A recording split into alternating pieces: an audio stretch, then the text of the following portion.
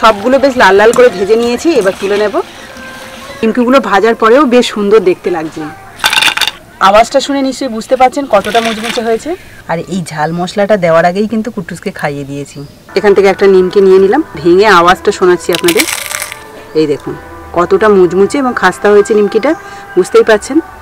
নমস্কার বন্ধুরা, আমি সাবিত্রী। ভিলস্টোরি চ্যানেলে সবাইকে স্বাগত জানিয়ে চলে এলাম রান্নাঘরে। আর আজ আমি আপনাদের সাথে শেয়ার করব একটা ইউনিক নিমকি। এটা দেখতে যেমন সুন্দর তেমনই কিন্তু মুচমুচে এবং সুস্বাদু। আর এটা অল্প সময়ের মধ্যে বানানো যায়, বাড়িতে কোনো আত্মীয় স্বজন আসলে সহজে বানিয়ে দিতে পারবেন। তো চলুন শুরু থেকে শেষ অবধি ভিডিওটা দেখুন, আশা করি ভালো লাগবে। আর ভালো যদি লাগে তাহলে প্লিজ একটা লাইক করে বন্ধুদের সাথে শেয়ার করবেন। আর যারা আমার নতুন বন্ধু আছেন তারা যদি ইউটিউব থেকে দেখেন তাহলে ইউটিউব চ্যানেলটা সাবস্ক্রাইব করে দেবেন। আর যারা ফেসবুক থেকে দেখছেন তারা ফেসবুক পেজটাকে ফলো করে আমার পাশে থাকবেন। তো চলুন আজকে রান্নাটা শুরু করা যাক। আজকে আমি যে নিমকিটা বানাবো সেটা কিন্তু আটার ময়দা দিয়ে। তার জন্য আমি হাফ কাপ ময়দা নিয়ে নিলাম প্রথমে একটা পাত্রের মধ্যে। হাফ কাপ ময়দাতে দিয়ে দিচ্ছি হাফ কাপ আটা। আপনারা চাইলে এখানে শুধু ময়দাও ব্যবহার করতে পারেন, আবার শুধু আটা দিয়েও কিন্তু নিমকিটা বানাতে পারেন। আটার ময়দার মধ্যে দিয়ে দিচ্ছি হাফ চামচ জোয়ান। নিমকির টেস্টটা যাতে আরও ভালো আসে সেই জন্য 2 চিমটি মতো দিয়ে দিচ্ছি কালো জিরে। আপনারা চাইলে যে কোনো একটা ব্যবহার করতে পারেন। স্বাদ মতো নুন।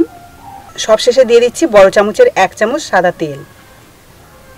এবার সব কিছু ভালো করে ময়ান করে নেব। এটা জাস্ট হাত দিয়ে এইভাবে ঘষে ঘষে ময়ান করতে হবে। প্রায় 1 থেকে 1.5 মিনিট মতো ভালোভাবে ঘষে ঘষে ময়ান করে নিলাম আটার ময়দাটা। এবার একদম অল্প অল্প জল দিয়ে কিন্তু শক্ত একটা ডো বানাবো। এটা একটু শক্ত করেই মাখতে হবে, কোনোভাবেই নরম করা যাবে না।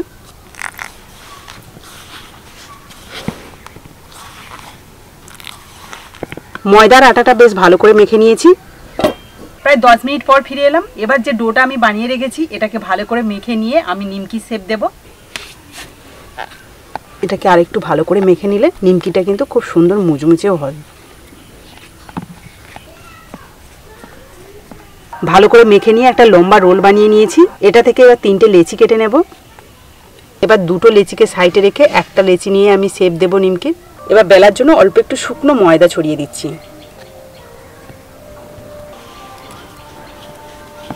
এবার এটাকে প্রায় রুটির মতো পাতলা করে বেলবো।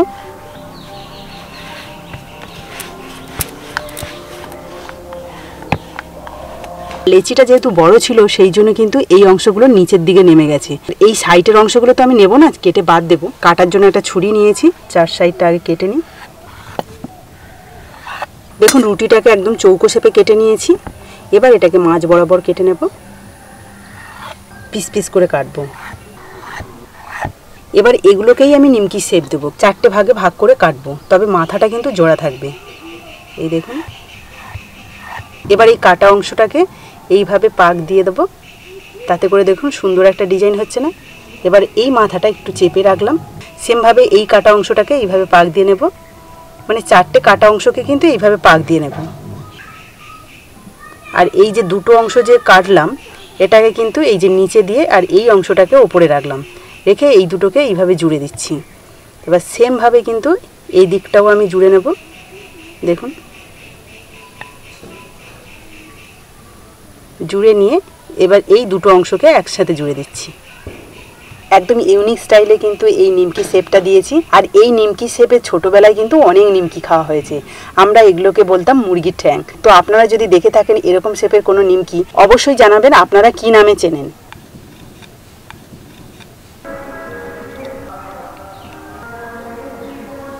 সন্ধেবেলা চায়ের আড্ডাতে যদি এরকম সুন্দর ডিজাইনের নিমকি থাকে তাহলে কিন্তু সবাই বেশ জমিয়ে চা খাবে। এখানে মাত্র 2টো লেচি থেকে কিন্তু এতগুলো নিমকি বানিয়ে ফেলেছি। এখনও একটা লেচি আছে, সেটাকেও আমি একইভাবে রেডি করব। তবে তার আগে উনুন ধরিয়ে এগুলোকে ভাজতে শুরু করব। ভাজার জন্য কড়াইতে দিয়ে দিচ্ছি বেশ কিছুটা তেল। তেলটাকে বেশ ভালোভাবে গরম করে নিয়েছি। এবার এক এক করে নিমকিগুলো দিয়ে দেব। দেখুন ভাজা হয়ে যেতেই কিন্তু সঙ্গে সঙ্গে ফুলে তেলের উপর ভেসে উঠছে।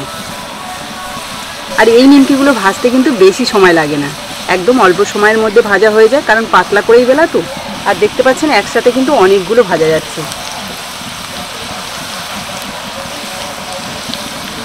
সবগুলো উল্টে পাল্টে ভেজে নেব। আমাদের এখানে এইরকম ডিজাইনের যে নিমকিগুলো আগে পাওয়া যেত সেগুলো কিন্তু আরেকটু লম্বা লম্বা হয়। আমি অতটা লম্বা করিনি, মিডিয়াম সাইজের বানিয়েছি। সবগুলো বেশ লাল লাল করে ভেজে নিয়েছি, এবার তুলে নেব। দেখুন নিমকিগুলো ভাজার পরেও বেশ সুন্দর দেখতে লাগছে। আওয়াজটা শুনে নিশ্চয়ই বুঝতে পারছেন কতটা মুচমুচে হয়েছে। তুমি এরকম নিমকি খেয়েছো কোনোদিন? এটা ঠান্ডা আছে তো? খুব ঠান্ডা।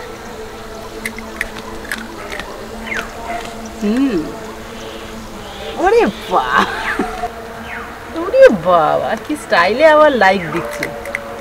আচ্ছা, মুচমুচে, আওয়াজটা তো ভালোই শোনা যাচ্ছে। তুমি কি আর খেতে চাও? আমি নিয়ে নিচ্ছি। কে নিয়ে নিচ্ছি? কুটুস তো টপ টপ নিয়ে নিচ্ছে। তেল থেকে তোলার সঙ্গে সঙ্গে আওয়াজটা শুনতে পাচ্ছেন, কতটা মুচমুচে হয়েছে সেটা ভালোভাবে বোঝা যাচ্ছে। কিন্তু কুটুস তো খেয়ে হাফ করে দিল। তো বন্ধুরা দেখুন, সবগুলো নিমকি ভেজে নিয়েছি আর প্রত্যেকটা কিন্তু মুচমুচে এবং খাস্তা হয়েছে। এই নিমকিগুলো কিন্তু শুধুমাত্র বিন নুন ছড়িয়েও খেতে পারেন, এমনিও খেতে পারেন।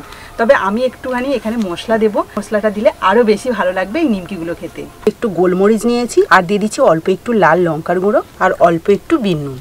একসাথে মিশিয়ে নিয়ে ওই নিমকির ওপর ছড়িয়ে দেবো, এতে করে খেতে আরও সুস্বাদু লাগবে। প্রত্যেকে মশলাটা ভালোভাবে ছড়িয়ে দিচ্ছি। এটা একটু ঝাল ঝাল হয় আর খেতে ভালো লাগে। আর এই ঝাল মশলাটা দেওয়ার আগেই কিন্তু কুটুসকে খাইয়ে দিয়েছি। এখান থেকে একটা নিমকি নিয়ে নিলাম, ভেঙে আওয়াজটা শোনাচ্ছি আপনাদের। এই দেখুন কতটা মুচমুচে এবং খাস্তা হয়েছে নিমকিটা, বুঝতেই পারছেন। তো বন্ধুরা, আজকে এই সহজ এবং সাধারণ রেসিপিটা আপনাদের কেমন লাগলো অবশ্যই কিন্তু কমেন্টে জানাবেন। আর অবশ্যই বন্ধুদের সাথে শেয়ার করবেন যাতে সবাই দেখতে পায়। আজকের মতো টাটা, পরের দিন আসবো আবার একটা নতুন ভিডিও নিয়ে। ততক্ষণে ভালো থাকবেন, সুস্থ থাকবেন।